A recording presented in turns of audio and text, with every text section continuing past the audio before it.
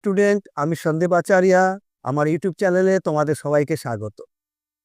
আজকে আমরা যে বিষয়টা নিয়ে আলোচনা করব সেটা হচ্ছে ওয়েস্টার্ন পলিটিক্যাল থট, অর্থাৎ থার্ড সেমিস্টারে যাদের মাইনর পলিটিক্যাল সায়েন্স তোমাদের আছে তাদের আজকের বিষয়বস্তুটা যেটা মানে তোমাদের বিষয়বস্তু যেটা আছে সিলেবাসে যেটা আছে সেটা হচ্ছে কি ওয়েস্টার্ন পলিটিক্যাল থট, অর্থাৎ প্রাচীন রাষ্ট্রতত্ত্ব।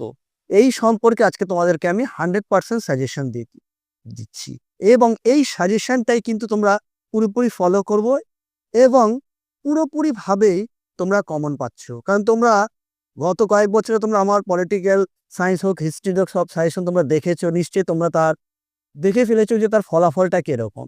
আমি কিন্তু একদম তোমাদের ফাইনাল সাজেশন দিচ্ছি এবং এই ফাইনাল সাজেশনই তোমাদের খুব কাজে আসবে। তো যেটা তোমরা পড়বে সেটা আমি একটু বলে দিই। দেখো, 6 নম্বর বা 12 নম্বরের জন্য সেটা তোমরা পড়বে প্লেটো।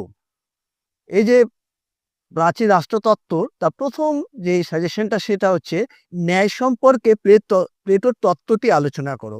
এটা কিন্তু তোমরা 6 মার্কসের জন্য পড়ে রাখো। আমি 6 এবং 12 মার্কস দুটোই আলাদা আলাদাভাবে বলছি না, একসাথে বলছি, এবং মার্কসটা খালি আমি উল্লেখ করে দিচ্ছি।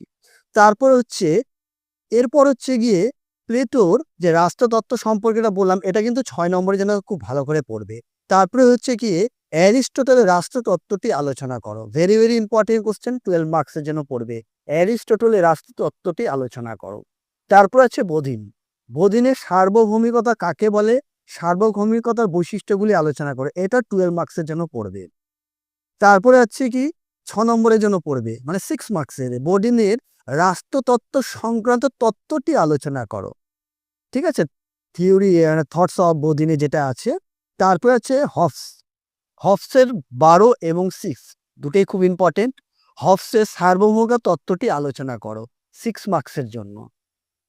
6 মার্কসের জন্যই পড়ে যাবে, আশা করি এখান থেকে 12 মার্কসের দিবে না। তারপর 6 মার্কসের জন্য তুমি যেটা পড়ছো সেটা হচ্ছে রুশোর সাধারণ ইচ্ছা তত্ত্বটি আলোচনা করো। ভেরি ভেরি ইম্পর্টেন্ট কোশ্চেন, 6 এবং 12 marks, very very important question, একদম তোরা নোট করে নাও।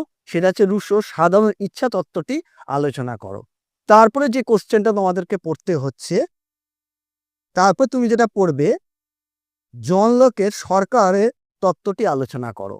এটাও কিন্তু পুরোপুরি তোমার 12 মার্কসের জন্য। জন লকের সরকারের তত্ত্বটি আলোচনা করো। তারপর যেটা পড়তে হচ্ছে তোমাকে অ্যারিস্টটলের বিপ্লব তত্ত্বটি আলোচনা করো। ভেরি ভেরি ইম্পর্টেন্ট কোশ্চেন, 6 এবং 12 মার্কস।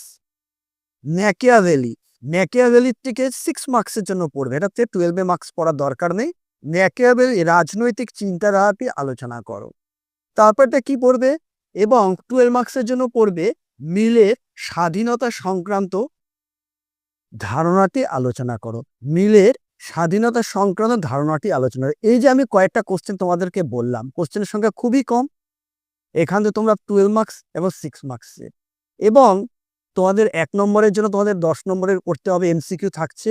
এই যে তোমরা যে আমি প্রশ্নগুলো বললাম, সাজেশনগুলো, এগুলো যদি তোমরা ঠিকঠাক করে পড়ো, সেই নোটসগুলো যদি পড়ো, সেই নোটসের মধ্যে থেকে কিন্তু তোমার 1 মার্কসের জন্য তোমরা প্রশ্নের উত্তর দিতে পারবে। এমসিকিউর জন্য আমার আর একটা নতুন ভিডিও আসবে পলিটিক্যাল সায়েন্সে, যে তোমরা কোন কি কি পড়বে সেটা আলাদা ভিডিওতে পাবে।